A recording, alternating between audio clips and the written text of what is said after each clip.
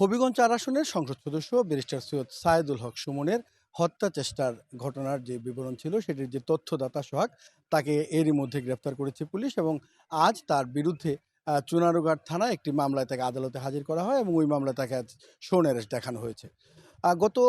২৭ তারিখ রাতে রাত ২টার দিকে চুনারুঘাট থানার ভারপ্রাপ্ত কর্মকর্তা হিল্লুল রায় সরকারি মোবাইল ফোনে ব্যারিস্টার সৈয়দ সায়েদুল হক সুমনকে জানান এক ব্যক্তি বেশ কিছুদিন ধরেই চেষ্টা করছিলেন সৈয়দ সুমনের সাথে দেখা করার জন্য, তাকে তথ্য জানানোর জন্য এবং সেই তথ্যটি হচ্ছে যে ৫-৬ জনের একটি কিলিং গ্রুপ এরই মধ্যে ব্যারিস্টার সুমনকে হত্যার উদ্দেশ্যে বেরিয়ে পড়েছে এবং ওই ব্যক্তি ওই কিলিং গ্রুপের একটি সদস্য ছিলেন, কিন্তু তিনি যেহেতু ব্যারিস্টার সৈয়দ সুমনের কার্যক্রমে অত্যন্ত তার এক ধরনের অনুরাগী, এক ধরনের ভক্ত, এই কারণে তিনি ওই গ্রুপ থেকে সরে এসেছেন এবং এই তথ্যটি তিনি ব্যারিস্টার সৈয়দ সাইদুল হক সুমনকে জানাতে চান এবং বিষয়টি জানার পরপরই চুনারুঘাট থানার ভারপ্রাপ্ত কর্মকর্তা এমপি সৈয়দ সাইদুল হক সুমনকে বিষয়টি অবহিত করেন এবং পরদিন ২৮ জুন যখন ব্যারিস্টার সুমন চুনারুঘাট এলাকায় তার নির্বাচনী এলাকায় যখন আসেন তখন সশরীরে তিনি বিষয়টি অবহিত করেন এবং তাকে সতর্ক অবস্থায় থাকার জন্য অনুরোধ জানান। এর প্রেক্ষিতে ৩০ জুন ঢাকার শেরেবাংলা থানায় নিরাপত্তাহীনতার কথা উল্লেখ করে ব্যারিস্টার সৈয়দ সাইদুল হক সুমন একটি সাধারণ ডায়েরি করেন এবং এর পরপরই আসলে পুলিশ ওই তথ্যদাতা যিনি রয়েছেন তাকে গ্রেফতার করার জন্য, তাকে আইনের আওতায় আনার জন্য তাদের তৎপরতা শুরু হয়। এই তরক সোহাগ মিয়া তিনি মৌলভীবাজার জেলার কুলাউড়ার বাসিন্দা, তিনি ওই এলাকার মমতাজ মিয়ার ছেলে এবং সে ৫ম শ্রেণী পর্যন্ত পড়ালেখা করেছিল। তারপর ২০১১ সালে তিনি দুবাই চলে যান এবং সেখানে প্রায় ৭ থেকে ৮ বছর সেখানে ছিলেন এবং ২০১৮ সালে তিনি দেশে ফেরেন। দেশে ফেরার পর তিনি একটি দালাল চক্রের সাথে তার পরিচয় হয় এবং তারা বিদেশে লোক পাঠাবে এই ধরনের একটি কথা বলে তার মাধ্যমে প্রায় ১২ জন লোকের কাছ থেকে ৮-১০ লাখ করে টাকা নেয় এবং পরবর্তী ওই লোকগুলোকে আসলে আর বিদেশ পাঠানো যায়নি। তো যারা যারা টাকা দিয়েছিলেন তাদের বিভিন্ন চাপ আসতে থাকে তার উপরে এবং সেই চাপের প্রেক্ষিতে ওই সোহাগ ভারতে চলে যায় এবং ভারতে প্রায় ১ বছর সেখানে অবস্থান করে এবং সেখান থেকে ফিরে এসে আর্থিক অনটনের যে বিষয়টি আছে সেই আর্থিক অনটনের কারণে এবং সে এক ধরনের চাপে পড়েই বলা যায়, সে আস্তে আস্তে অনলাইন যে জুয়া সেই জুয়ার দিকে ঝুঁকে পড়ে এবং একটা পর্যায়ে সে হ্যাকিংয়ের প্রতি হ্যাকার হওয়ার জন্য তার একটা আগ্রহ জন্ম নেয় এবং হ্যাকিংয়ের বিভিন্ন সাইট সে ঘাঁটতে থাকে এবং এর মাধ্যমে যে ভিপিএনের মাধ্যমে সে ডার্ক ওয়েবসাইট যেগুলো আছে সেগুলোতে সে আস্তে আস্তে যুক্ত হয় এবং এরই ধারাবাহিকতায় হিটম্যান নেটওয়ার্ক নামে একটি সাইটের সাথে সে সম্পৃক্ত হয়। সেখানে ভারতীয় একটি গল্প সে দেখতে পায়। সেই গল্পটি ছিল এরকম যে এক ব্যবসায়ীকে এক লোক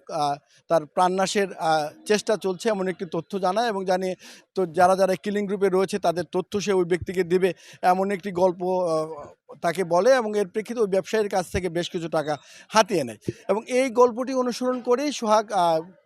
তার যে পরিকল্পনা তৈরি করে যে ব্যারিস্টার সৈয়দ সাইদুল হক সুমনের যেহেতু বেশ কিছুদিন ধরেই তিনি সামাজিক যোগাযোগ মাধ্যমে বলছিলেন যে বিভিন্নভাবে তার প্রাণনাশের চেষ্টার একটি করা হচ্ছে, বিভিন্নভাবে হুমকি দামকি আসছে বা বিভিন্ন বিষয়ে তার উপর হুমকি দামকি আসতে পারে, প্রাণনাশের চেষ্টা হতে পারে, এই ধরনের বিষয়গুলো তিনি সামাজিক যোগাযোগ মাধ্যমে বারবারই বলছিলেন এবং এই বিষয়টিকেই আসলে লুফে নেয় সোহাগ এবং সে ভারপ্রাপ্ত কর্মকর্তার মাধ্যমে, যেহেতু সে ব্যারিস্টার সুমন বা তার ব্যক্তিগত কর্মকর্তা যারা রয়েছেন তাদের কোনোভাবেই মোবাইল নাম্বার সংগ্রহ করতে সে পারেনি, এই কারণে চুনারুঘাট থানার ভারপ্রাপ্ত কর্মকর্তার মাধ্যমে ব্যারিস্টার সুমনের সাথে যোগাযোগ করার চেষ্টা করে। তো তার ধারণা ছিল তথ্যটি যখন সে দেবে তখন হয়তো ব্যারিস্টার সুমন তার কাছ থেকে যারা যারা কিলিং মিশনে রয়েছে তাদের নাম হয়তো জানতে চাইবেন এবং এই বিষয়টি সামনে এনে সে হয়তো কিছু টাকা হাতে নিতে পারে। তো এই বিষয়টি ধরেই এই উদ্দেশ্যেই মূলত সেই কাজটি করেছিল এবং সম্প্রতি হবিগঞ্জের নবীগঞ্জে তার এক বন্ধু তার কাছ থেকেও ২,৩০,০০০ টাকা নিয়েছিল বিদেশে পাঠানোর কথা বলে। তো ওই লোক কেউ সে আসলে বিদেশ পাঠাতে পারেনি এবং এই ঘটনায় নবীগঞ্জ থানায় এরই মধ্যে একটি প্রতারণার মামলা হয়েছে এবং সোহাগের বিরুদ্ধে এর আগেও মৌলভীবাজারের রাজনগর থানায়ও প্রতারণার মামলা রয়েছে। আমরা এই বিষয় নিয়ে কথা বলেছিলাম ব্যারিস্টার সৈয়দ সাইদুল হক সুমনের সাথে। তিনি আমাদেরকে যে বিষয়টি বলেছেন যে যেহেতু হুমকির ঘটনার যে তথ্যদাতা তাকে যেহেতু পুলিশ গ্রেপ্তার করতে পেরেছে, এটি পুলিশের এক ধরনের সফলতা হিসাবে তিনি উল্লেখ করেছেন এবং তিনি যেটি বলছেন যে এখন তাকে জিজ্ঞাসাবাদ করলে হয়তো বিস্তারিত যে ঘটনা এর পেছনে আসলেই কেউ ছিল কিনা, কারা কারা ছিল, সে কাদের সাথে চলাফেরা করত, তার সাথে কী কী ডিভাইস ছিল, এই ধরনের পুরো বিস্তারিত তথ্য আসার পরই আসলে এই ঘটনার হয়তো একটি পূর্ণাঙ্গ প্রতিবেদন পাওয়ার পর হয়তো এটা কনক্লুশনে পৌঁছা সম্ভব। তার আগে আসলে এই বিষয় নিয়ে তিনিও কোনো